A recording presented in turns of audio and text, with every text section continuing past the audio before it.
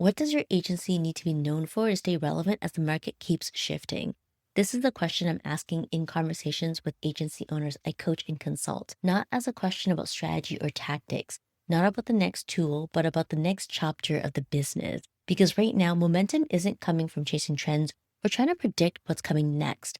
That approach often leads to more activity, more noise, and very little to show for it in terms of sustainability or long term impact. Instead, momentum is coming from getting clear about the outcome your work creates and letting that clarity guide your offers, pricing, and decisions.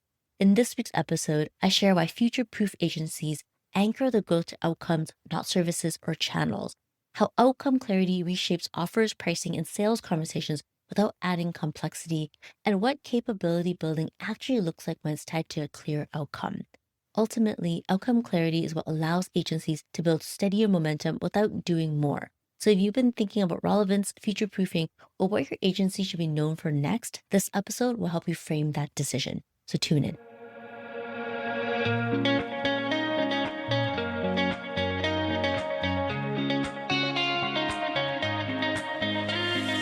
Welcome to the Small But Mighty Agency podcast. If you want to grow an agency to 7 figures and beyond without working more hours in your business, you're in the right place.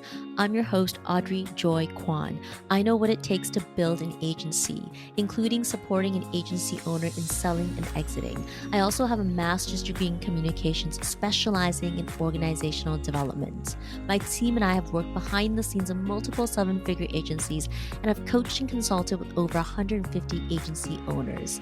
All this to say, when you join us on the Small But Mighty Agency podcast, you get real world experience and practical tips that help you work less, earn more, and lead with integrity. So let's go.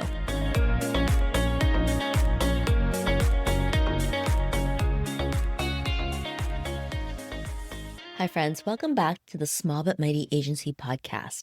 There's something we need to talk about as an agency owner heading into 2026. You're likely doing good work, genuinely good work, and yet it feels harder to sell, harder to price, and harder to gain traction than it used to.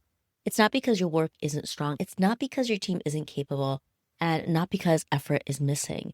The issue is this: the market has changed faster than you describe your work, structure your offers, and explain your value. Your ideal clients are more cautious, their decisions feel riskier, and we do great work doesn't create momentum on its own. What separates agencies that feel stuck from agencies that feel steady right now isn't volume or visibility, it's clarity. Clarity about what you actually help clients do, clarity about the problem you solve best, clarity about what changes when you're involved. And this matters more than ever because the market is loud and honestly overwhelmed. AI has made it easy for agencies to sound competent, content is faster, and messaging is easier. Plus, there's polished decks everywhere. So ideal clients aren't looking for more information, they're looking for confidence. They want someone who makes the decision feel easier, not heavier. That's why outcome clarity, being clear about the results your work creates, is a real differentiator. Not you do marketing, not you help them grow, not you work with this industry, but this is the result you help your clients achieve. In this episode, I'm going to walk you through a few realities shaping how you build momentum right now, and why clarity around outcomes is a thread running through all of them. As you listen, keep this question in the background. If 2026 goes really well, what outcome do you want your agency to be known for? You don't need to answer it yet, just notice where your mind goes. You can't sell yesterday's services into today's market. Let's start here, because this is where a lot of friction is coming from right now. If your services look essentially the same as they did 2 or 3 years ago, you're going to feel resistance, even if the work itself is solid. Not because you're doing something wrong, but because the market you're selling into has changed. Clients are under more pressure and budgets are tighter, which means decisions carry more risk. And that changes how people buy. What worked in 2022 was often about execution. So deliver the work, hit the metrics, keep things moving. What buyers are looking for now is confidence that this is the right move. Some agencies are still selling offers that were designed for a different moment when buyers were less cautious and decisions carried less risk. You've got the same packages, same scope, same pricing logic, same this is what we do framing. Now, traction isn't about reinventing everything. It's about updating your offers to reflect today's reality and asking, what does your client actually need to feel confident saying yes right now? Where does uncertainty show up for them? And what decisions are they really trying to make?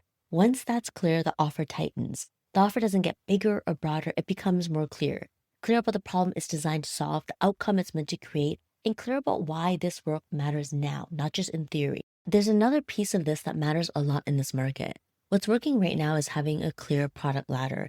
And all that means is you have a sequence of offers that build trust over time. Someone works with you once, they get value, their confidence increases, and then it makes sense to work with you at a deeper level. That's the ladder. People don't just ladder up in how much they pay you, they ladder up in how much they trust you.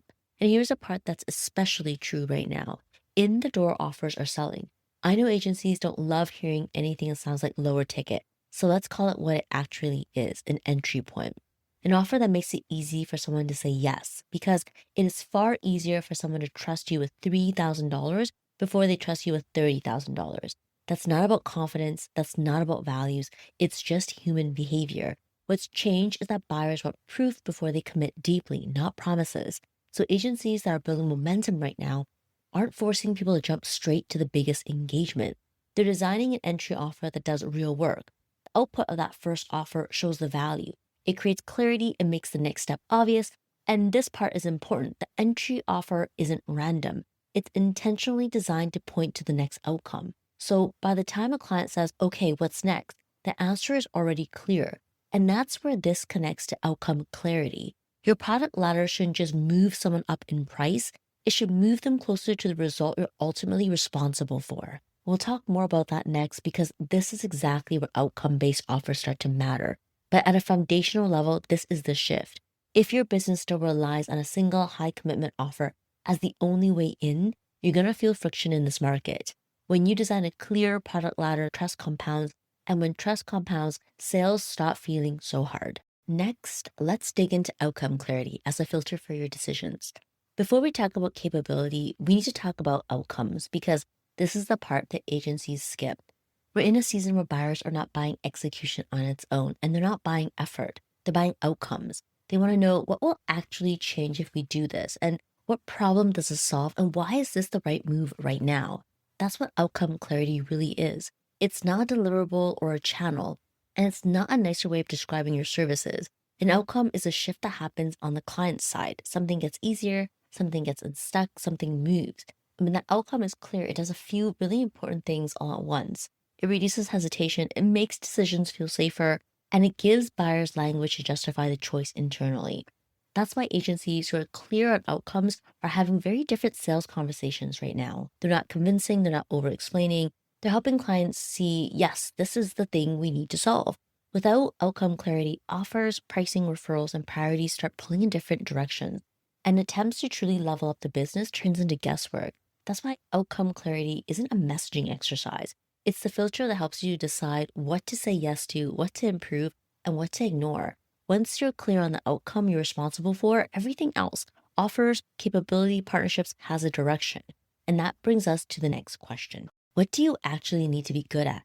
You can easily get pulled into the weeds on this one right now because AI is here. New tools are everywhere, and there's a constant hum of you should be doing more. It's learn this, adopt that, upskill the team, change your process. And if you're not careful, you end up in a massive rabbit hole, especially as a small but mighty agency. You simply don't have the luxury of chasing 10 things at once. So here's the reframe. Capability building only works when it's outcome led. If you don't know the outcome you're optimizing for, you can't possibly know where to invest your time, your energy, or your learning. You just end up collecting skills.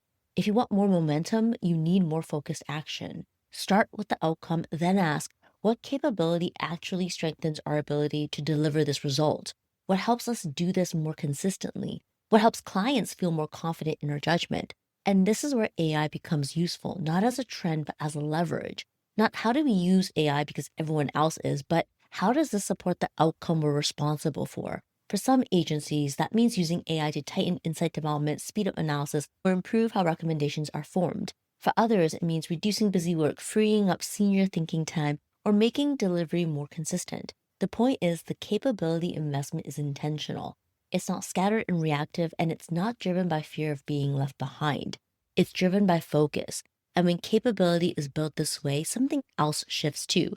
Clients experience you differently. They don't just see a team that can execute, they experience a team that understands what matters. You're asking better questions, you're connecting dots faster, You help them move forward with more confidence. That's not because you learned everything, it's because you chose what to get better at on purpose. And that's the difference between agencies that feel stretched and agencies that feel grounded, even in a fast changing market. There's one more piece that really matters to outcome clarity, especially with how fast things are changing. When things move this quickly, staying grounded becomes just as important as staying informed. And that doesn't happen in isolation. Reality doesn't show up first in reports, it shows up in conversations. It shows up in the questions your clients start asking, in the same objections coming up again and again before anyone names them as a pattern, and in the moments where something feels off before you can explain why. Navigating the season intentionally means putting yourself in community with other agency owners who are close to what's actually happening, because community is how you keep your ear to the ground without spinning out or reacting to every new thing. And yes, there's real support in that. There's relief in being able to say things out loud with people who understand the context, people who know what it's like to run a small but mighty agency, and people who don't need everything explained from scratch. But it doesn't stop at support. The real value shows up when support turns into shared perspective. It's when you start comparing notes and realize a challenge isn't just personal, it's something others are seeing too. Or when you hear what's shifting in sales conversations, pricing, or client expectations before it becomes obvious. That's how you stay grounded and that's how you make better decisions without constantly second guessing yourself. And this is why spaces like Agency Together exist. It's not a quick fix, it's not a one off event, and not a surface level network, but as an ongoing environment where small but mighty agencies can stay close to what's actually happening through real conversations, shared insight, and honest perspective. It's a place where you can think things through, pressure test ideas, and decide where to focus next without feeling like you have to figure everything out alone. In a market that's changing this fast, this kind of community is how you stay grounded, stay informed, and keep moving forward with clarity. If you zoom out, a lot of the friction you're feeling right now, like offers that are harder to say yes to, scattered capability, marketing that doesn't land, and longer sales cycle, all comes back to the same thing. It all comes back to clarity, specifically outcome clarity. We're in a market where buyers are overwhelmed with options. They can find a lot more good enough execution than they're used to. And you can chalk that up to AI. What's harder is knowing what the right move actually is. That's why people aren't buying services the way they used to. And it's why simply naming your industry or listing your channels isn't enough anymore. Outcome clarity answers the question buyers are really asking. What actually changes if we work with you? Not what you do, not how you do it, but what moves. An outcome isn't a promise pulled out of thin air. It's clear positioning about the business problem you're choosing to focus on and the change your work helps create on the other side. But this is where you can stop short. You clean up your messaging, you tighten how you describe your services, you pick an industry and call that a niche. And all of that can help, but it doesn't quite get you there. Outcome clarity asks something more specific. It asks, what problems are we actually best at helping solve? For what clients and at what stage? Because when that's clear, everything else we talked about starts to line up. Sales conversations feel more grounded, referrals get more specific, capability decisions have direction because you know which skills actually matter for the outcome you deliver, partnerships make more sense, and clients understand why they're hiring you, not just what you'll deliver.